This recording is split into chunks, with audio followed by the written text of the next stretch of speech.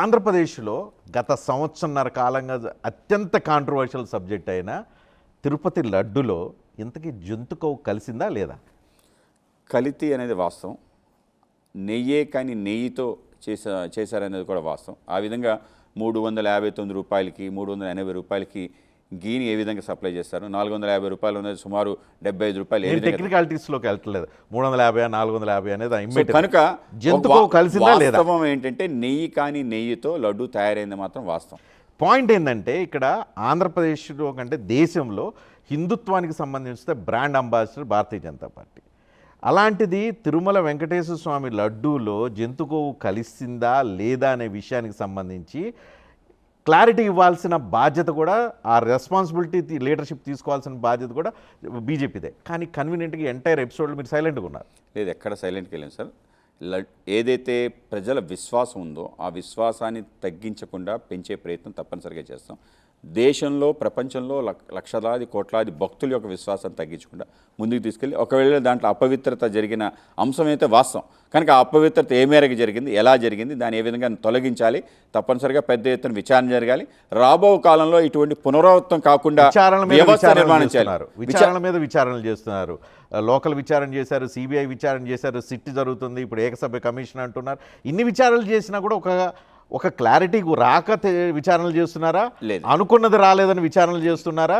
లేదా మీరు అనుకున్నది తెప్పించడం కోసం విచారణలు చేస్తారు? నిజంగానే అనుకున్నది తెప్పించాలంటే ముందే మనం నిర్ణయించి ఆ విధంగానే సిట్ రిపోర్ట్ ఇప్పించాలి కదా. సిట్ రిపోర్ట్ ఏ విధంగా పారదర్శకంగా రావాలనుకుంది. స్వామివారితో సంబంధించిన ఆట ఎవరు కూడా ఆటలాడడానికి అవకాశం లేదు. ఎంటైర్ ఈ లడ్డు విషయంలో రెండు పార్టీలు, ప్రధానంగా తెలుగుదేశం అండ్ వైసీపీ మధ్య జరిగిన కొట్లాట, అంటే ఒకళ్ళు అవునని ఒకళ్ళు కాదని, ఒకళ్ళు నెయ్యి ఉందని ఒకళ్ళు నెయ్యి లేదని, ఇంకో రేట్ ఇంతని రేట్ ఇంత కాదని, ఇంకో కంపెనీ నుంచి తీసుకున్నారు, ఈ కంపెనీ నుంచి, ఇలా జరిగిన ఈ ఎంటైర్ ఎపిసోడ్ వల్ల ఆంధ్రప్రదేశ్లో లేదంటే దేశవ్యాప్తంగా తిరుమల వెంకటేశ్వర స్వామి భక్తుల మనోభావాలకు గాయపడ్డాయని చెప్పి అనిపిస్తున్నాయి. అంటే ఎప్పుడైతే చంద్రబాబు నాయుడు గారు స్టేట్మెంట్ ఇచ్చారో నిజంగా ఇంత జరిగిందా అని చెప్పి అందరిలో ఒక అభిప్రాయం అయితే తప్పనిసరిగా వచ్చింది. రాష్ట్రం దేశవ్యాప్తంగా ఆందోళన వచ్చింది, విదేశాల్లో కూడా ఆ విధమైన వాతావరణం వచ్చింది. భక్తుల విశ్వాసాలతో ఆడుకోవద్దని స్వయంగా సుప్రీంకోర్టే చెప్పింది.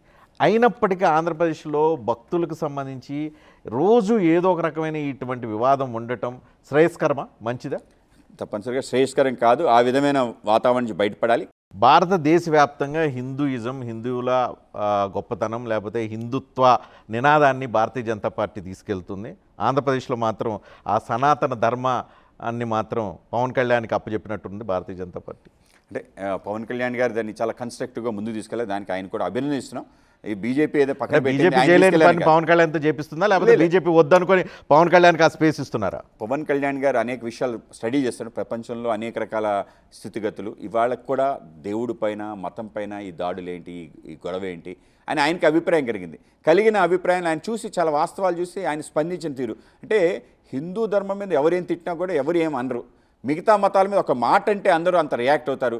ఎందుకు ఈ విధమైన అభిప్రాయం వచ్చింది? ఎందుకు ఈ విధంగా సెక్యులరిజం పేరు మీదట మన ఉనికి, మన యొక్క స్వభావాన్ని ఎందుకు దిగజార్చుకుంటామని ఆయన మాట్లాడటం. ఆయన ఒక సెలబ్రిటీ కాబట్టి ఆయన మాట్లాడిన మాటకి విలువ ఉంది. కనుక మాధవ్ సైలెంట్గా ఉన్నారు, పవన్ కళ్యాణ్ మొత్తం టేక్ ఓవర్ చేశారు కదా. అలా సబ్జెక్టు కలిసి వెళ్తున్నాం సార్, కలిసి ప్రయాణం చేస్తాం. పవన్ కళ్యాణ్ గారు చేస్తారు, మీరే అన్నారు ఎవరి పార్టీ వాళ్ళు పెంచుకోవడం కోసం ప్రయత్నం. భారతదేశం మొత్తంలో హిందుత్వ నినాదాన్ని భారతీయ జనతా పార్టీ తీసుకుంటుంది, ఇక్కడ మాత్రం పవన్ కళ్యాణ్ సనాతన ధర్మానికి సంబంధించిన అంశాలు మాట్లాడితే దాని యొక్క ప్రభావం అందరూ చూస్తారు. బీజేపీ సహజంగా మాట్లాడుతుంది, నేను రెగ్యులర్గా మాట్లాడుతున్నాం. మేము మాట్లాడిన దానికి కన్నా ఆయన మాట్లాడిన దానికి ఎందుకు అటెన్షన్ ఉందంటే, గతంలో ఆయన ఇవన్నీ ఇంత తీరులో మాట్లాడలే, కానీ ఆయన వాస్తవాన్ని ఆయన అనేక విషయాలు స్టడీ చేయడం కానీ, ఆయన అనేక చోట్ల చూసిన తీరు కానీ. నాకు ఒక లాజిక్ చెప్పండి. ఒకప్పుడు చేగువేరాని ప్రేమించిన, చేగువేరాకి ప్రతిరూపంగా కనిపించిన పవన్ కళ్యాణ్ ఇప్పుడు సనాతన ధర్మాన్ని పట్టుకోవటం వెనుక, హిందుత్వ నినాదాన్ని మాట్లాడటం వెనుక ఈ మార్పు కారణం ఎవరు? మోదీనా, భారతీయ జనతా పార్టీనా, రాజకీయమా, అవసరమా, ఏంటి?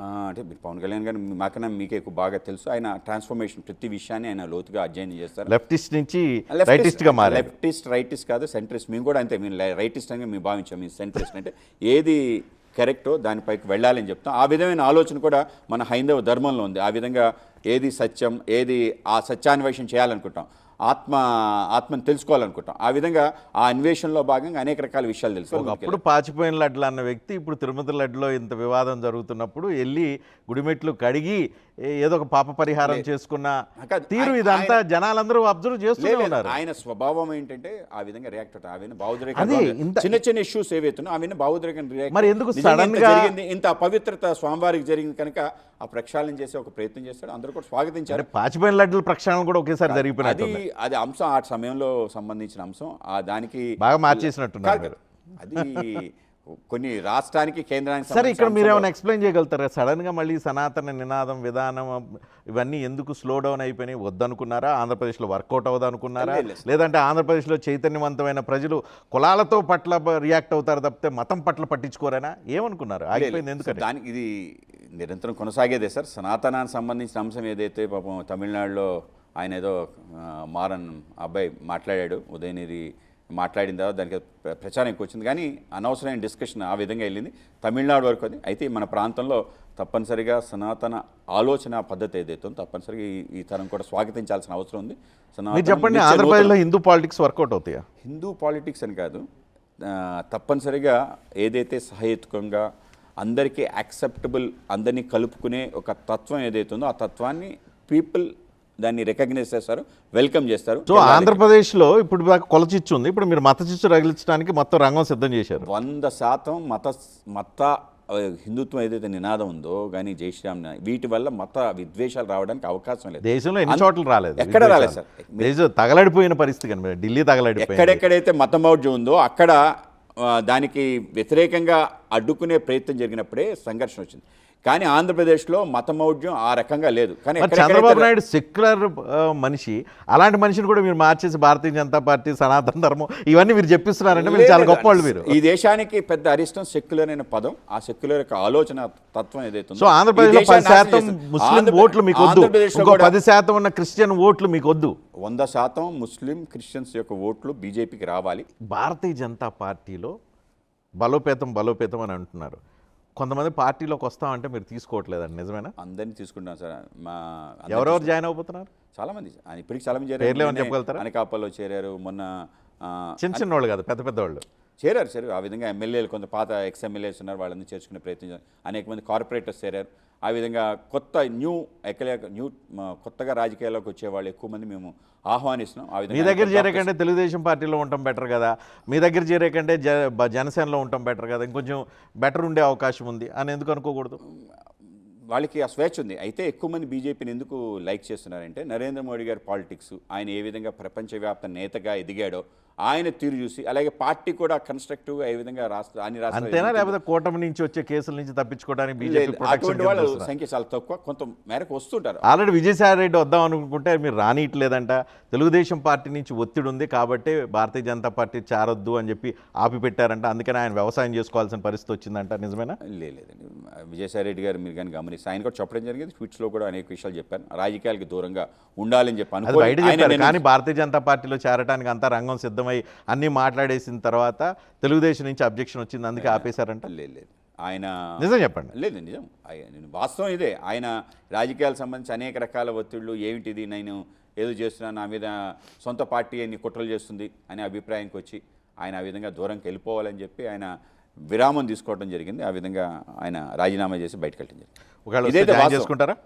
ఒకవేళ మనసు మారి వ్యవసాయం నుంచి రాజకీయ వ్యవసాయం చేస్తానంటే చేర్చుకుంటారా విజయసాయి రెడ్డి? తప్పనిసరిగా ఆయన్ని చేర్చుకోవడానికి మాకేం అభ్యంతరం లేదు. ఆ విధంగా ఓపెన్ గా నాకు చాలా పిలిపించారు కదా, ఇప్పుడు అలాంటి వాళ్ళకి ఏమైనా పిలిపివ్వగలుగుతారా? తప్పనిసరిగా భాగస్వాములు కూడా మాట్లాడుతుంది. తెలుగుదేశం ఒత్తిడి లేదు, మీరు రావాలంటే వచ్చి జాయిన్ అవ్వచ్చు చెప్తారా?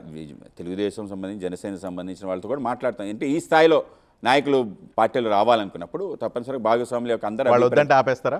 వాళ్ళు వచ్చారే కాదు, చేర్చుకోకుండా ఆయన ఏ విధంగా వస్తాడు, ఆయన సంబంధించి అనేక రకాల ఇష్యూస్ ఉన్నాయి. చంద్రబాబు నాయుడు గారితో ఆయన చేసిన తీరు కానీ మాట్లాడి వాటి విషయాలు క్లారిటీ వాళ్ళే. అవి ఇవ్వకుండా ఏదంటే అది అనీసం ఇవాళ వచ్చేస్తాం అని చెప్తే వాటిని కరెక్ట్. సో మీ పార్టీలో చేరాలంటే ఇవన్నీ పరిగణలోకి తీసుకోవాలి.